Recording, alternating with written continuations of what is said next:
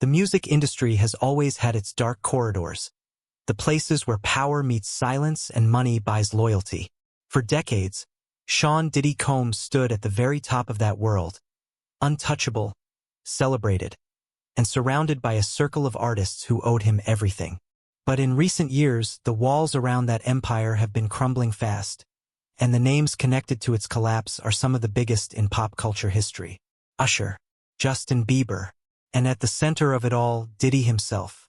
Today, we are pulling back the curtain on a story that has been hiding in plain sight for over 2 decades. What really happened between these artists and the man who helped build their careers? And more importantly, why is it only now that people are finally starting to talk? To understand the full picture, you have to go back to the mid-1990s, a moment when the music industry was booming and Bad Boy Records was the hottest label on the planet. Usher Raymond was just a teenager from Chattanooga, Tennessee, brimming with raw talent and signed to LaFace Records under the guidance of music executive L.A. Reid. Reid saw enormous potential in the young singer and made a decision that would shape the course of Usher's life in ways nobody could have fully predicted at the time. He sent the 14-year-old to New York City to live with Sean Combs, who was then operating at the peak of his cultural influence. Reid has spoken about this decision in interviews over the years with a mixture of pride and uncertainty. He described it as sending Usher to something he called Puffy Flavor Camp, a kind of informal mentorship experience designed to give the teenager more edge, more swagger, and a deeper understanding of the hip-hop world that Reid wanted to infuse into Usher's R&B sound. In his own words, Reid acknowledged that he was handing a child over to the wildest party figure in the music industry at the time, and he even admitted that he had to get Usher's mother's permission before doing so. Whether he fully understood what he was setting in motion remains an open question. What is known is that Usher spent roughly a year in Diddy's orbit during those formative years. He has spoken publicly about that period in several interviews, always choosing his words carefully. He has said that he witnessed things during that time that he could not fully comprehend as a young teenager. He described the environment around Diddy as curious, wild, and unlike anything he had encountered before. Artists like Biggie Smalls, Lil' Kim, Faith Evans, and Mary J. Blige were all part of that world, and Usher found himself watching a lifestyle unfold before him that was far beyond his years. When asked point-blank whether anyone ever made inappropriate advances toward him, Usher famously responded by saying he did not say that, but he never denied it either. The silence between his words has always spoken volumes to those who paid attention. For years, the story of Usher's time with Diddy was treated as a colorful footnote in the biography of a music legend. People assumed it was just part of the wild excess that defined that era of hip-hop.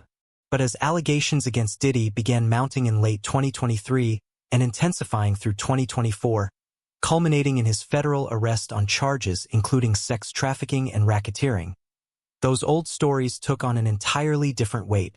People who had been in Diddy's inner circle began speaking out with more detail than ever before.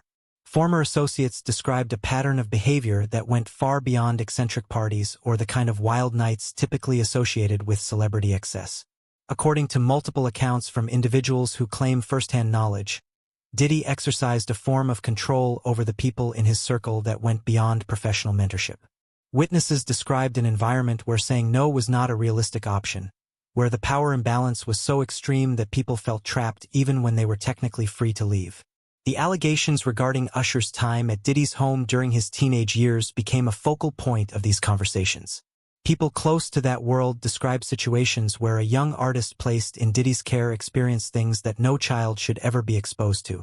These accounts, while unverified in court at the time of writing, align with the broader pattern of behavior described by multiple plaintiffs in civil lawsuits filed against Combs prior to and following his federal arrest.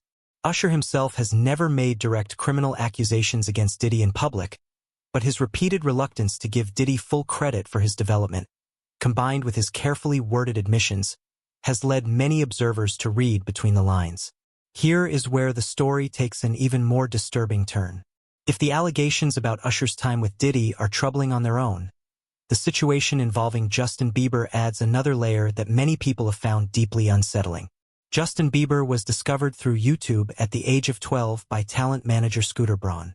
Braun brought Bieber to Atlanta, where the young Canadian boy had a chance encounter with Usher himself.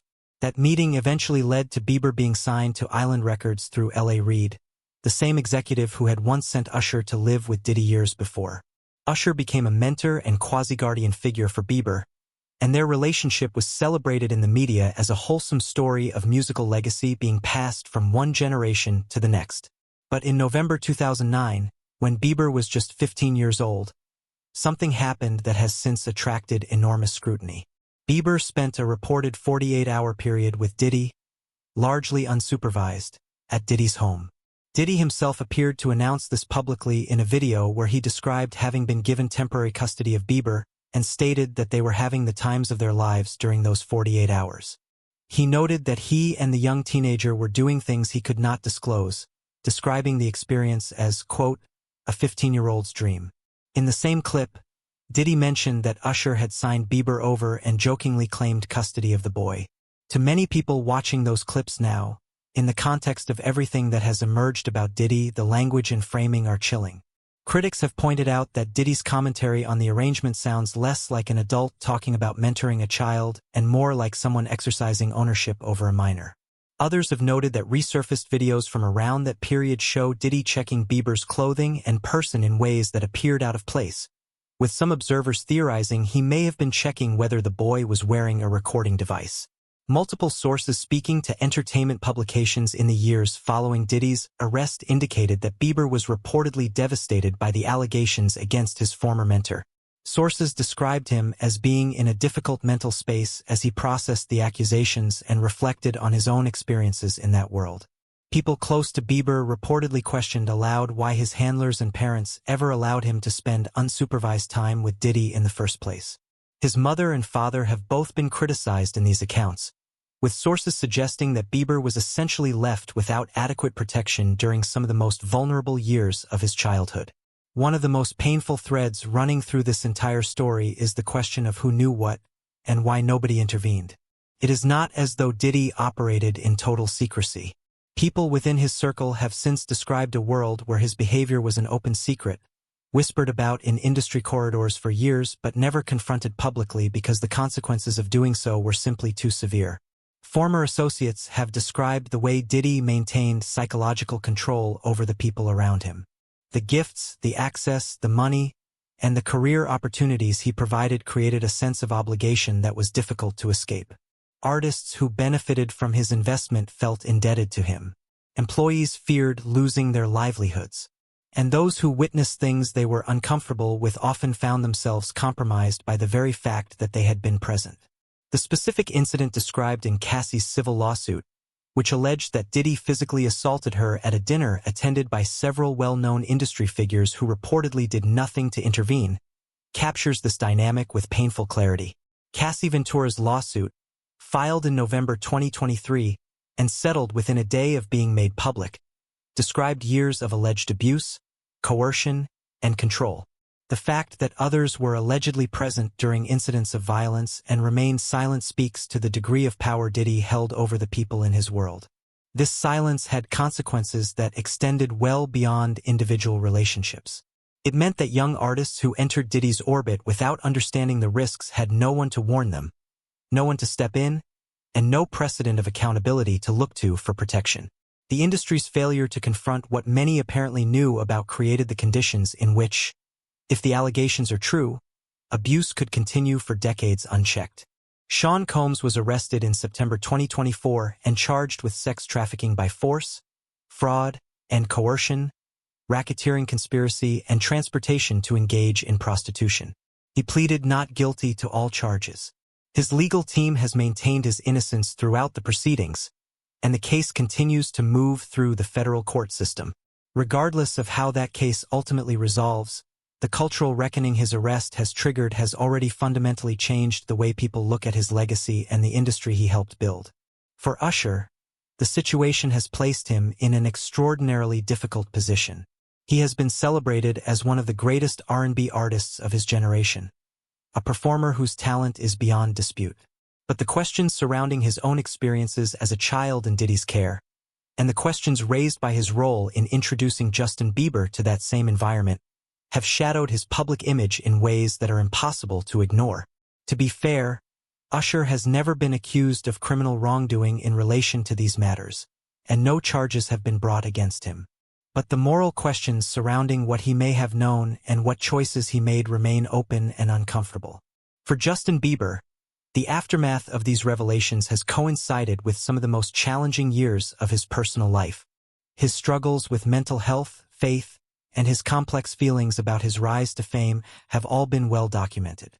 The idea that some of his earliest experiences in the music industry may have been shaped by exploitation rather than genuine mentorship adds a tragic dimension to a story that was always more complicated than the fairy tale narrative the public was sold. What this story ultimately reveals is not just the story of one predatory individual, if the allegations prove true in court. It is a story about systems, about industries that protect their most powerful figures at the expense of the most vulnerable, about the way adults in positions of authority fail the children placed in their care, about the culture of silence that allows abuse to thrive behind closed doors while everyone pretends not to see what is happening in plain sight. Usher was 14 years old when he was sent to live with a man the music industry itself described as the wildest party figure in the country. Justin Bieber was 15 when he reportedly spent 48 unmonitored hours in that same man's home. Whatever the courts ultimately determine about the specific charges against Sean Combs, these basic facts deserve to be examined clearly and honestly, without the filter of celebrity myth-making or industry loyalty. The children who passed through those doors deserved better. And the industry that allowed it to happen owes them, and everyone who trusted it with their children, a full and unflinching account of how this was allowed to go on for so long.